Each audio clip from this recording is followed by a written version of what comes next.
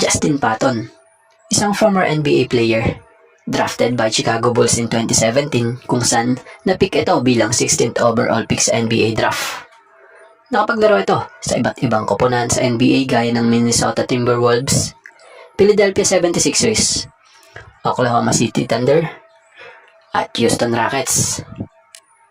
Listed height sa nakita natin 6'11", pero may ibang lumalabas na 7'1" di umano raw ito. Well, 6'11" or 7'1" man yan, ang mahalaga dito yung laro talaga na kayang ipamalas nito. So makikita nga sa IG post nitong si Justin Patton na nag-sign na nga po ito sa SMB.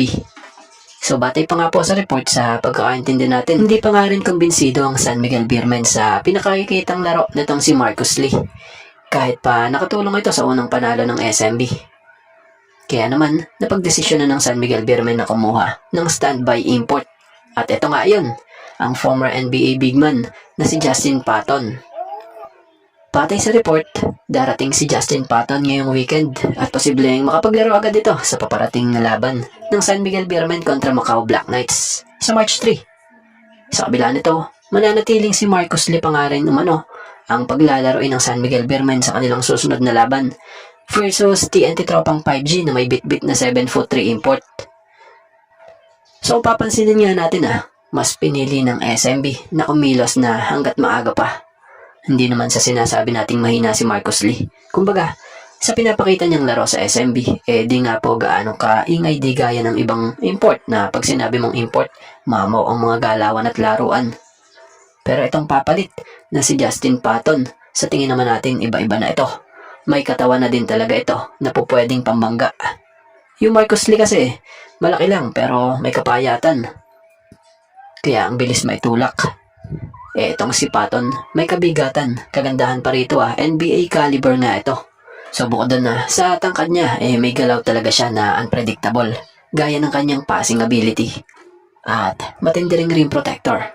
So hindi nga lang siya basta pamoste. May tira nga rin po ito sa labas at kayang humabol kahit pa sa mga guard ng kalaban. Malaki pero may kaliksihan na to. So tingnan natin kung ito na nga ba ang magiging solusyon sa kakulangan ng SMB pagdating sa import.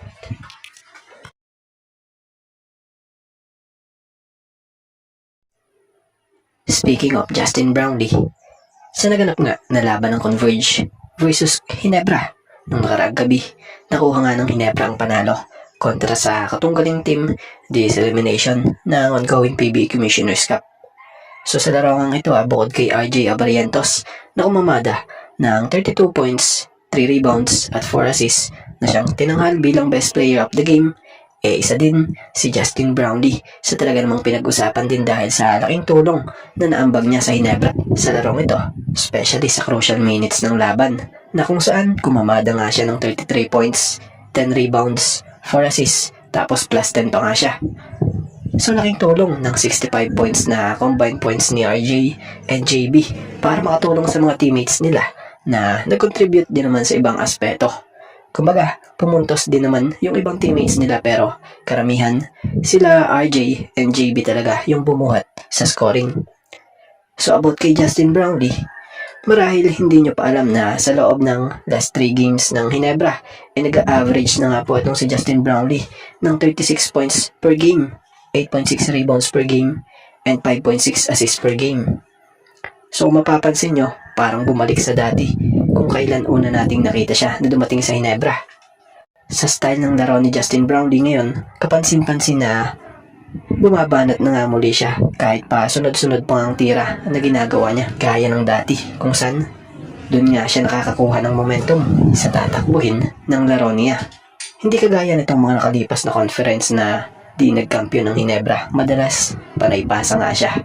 Pero ngayon, sobrang agresibo na muli niya sa opensa. So malaki ang chance pag nagtuloy-tuloy nga ang ganitong agresibong laro ni Justin Brownlee, posibleng maging mabigat ding contender for best import of the conference siya. So goods na goods nga po para sa Ginebra yung gaya na ginagawa ngayong laro nitong si Justin Brownlee dahil need or kailangan talaga nila ng scorer talaga rin dito sa Ginebra. Kagandahan pa nga ngayon sa pagiging scoring machine muli nitong si Justin Brownlee para sa Ginebra, hindi nga po nawawala sa kanya ang pagiging all-around player niya. coachable player, at puso ng team. So ano opinion nyo sa pagbabalik ngayon ng dating laro nitong si Justin Brownlee? Speaking of Marcus Elliott, sa mga hindi nga po masyado familiar, ito yung dating teammate sa Hong Kong Eastern nitong si Christian Stan Hardinger sa liga noon sa ABL or ASEAN Basketball League, kung saan he won an ABL championship kasama ng Eastern noong taong 2016-2017 season. So si Marcus Elliott ay literal na mahusay itong player sa buong karera ng paglalaro niya. Marami din siyang bansa o ligang pinaglaruan in 15 years ng paglalaro niya bilang pro player.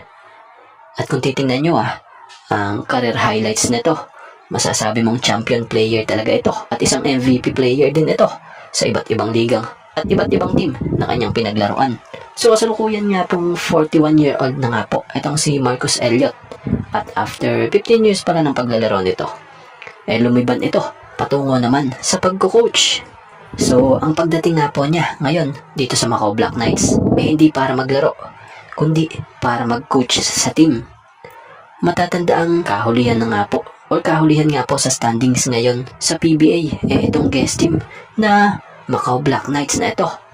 So bali papalitan nitong si Coach Marcus Elliott itong head coach na si Garrett Kelly, matapos nga ang hindi magandang panimula ng Black Knights, kung saan sa paglagay nga po kay Coach Elliott sa pagiging head coach ng Macau, siya namang paglagay sa former head coach na si Garrett Kelly sa posisyong Director of Player Development. So maasa nga po ang Macau Black Knights na matadala or maituturo nitong new Macau head coach Marcus Elliott ang malawak nitong experience para mapalakas pa ang team.